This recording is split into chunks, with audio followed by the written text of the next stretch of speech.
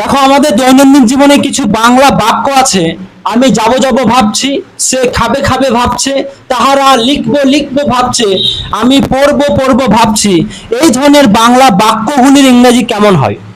চলো, আজকে আমরা খুব সুন্দরভাবে এই বাংলা বাক্যগুলির ইংরাজি উপস্থাপন করব। তোমরা দূর দূরান্ত থেকে এসেছো, সবাইকে আন্তরিক শুভেচ্ছা ও অভিনন্দন। তো আমরা কথা বেশি দীর্ঘায়িত না করে মূল পর্বে আসবো। প্রথম বাক্য যেটা দেওয়া আছে, আমি যাব যাব ভাবছি। কেমন? আমি যাব যাব ভাবছি।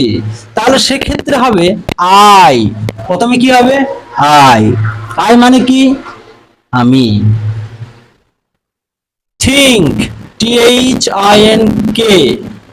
থিঙ্ক মানে ভাবা, আর THING, থিঙ্ক মানে জিনিস।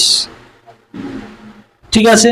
আই থিঙ্ক অফ, যাওয়া ইংরেজি কি? গো, তার সঙ্গে আইএনজি। তাহলে কি হলো ইংরেজিটা? আই থিঙ্ক অফ গোয়িং, আমি যাব যাব ভাবছি। সে খাবে খাবে ভাবছে। তাহলে সে হি হতে পারে বা সি হতে পারে, মন্টু হতে পারে বা প্রমিলা হতে পারে। যদি মন্টু হয় হি, প্রমিলা হলে সি। মন্টু কি হয় তোমার? কি হয়? ওকে, হি আর সি। এবার হি আর সি এটা কোন person? Third person singular number, যার জন্য আমরা এখানে থিংস করব। কেমন? হি আর সি থিংস অফ ইটিং। কি বললাম বুঝতে পারছো? খুব সুন্দর ক্লাস, এদিকে তাকাবে সবাই। চমৎকার একটা ক্লাস। তাহারা লিখবো লিখবো ভাবছে। আহা, তারা কিন্তু লিখতে পারছে না, লিখতে যাচ্ছে আবার চলে আসছে, লিখতে যাচ্ছে আবার চলে আসছে।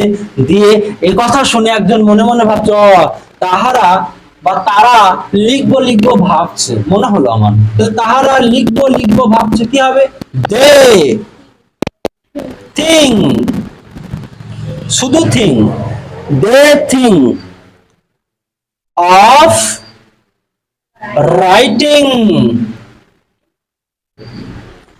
আমি পড়বো পড়বো ভাবছি, আমি পড়বো পড়বো ভাবছি। আই থিঙ্ক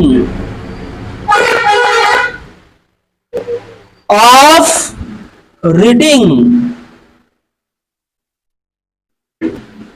এবার একটা ক্লাসের মধ্যে বিস্তারিত কথা বা আরো বাংলা বাক্য লেখা তো সম্ভব নয়।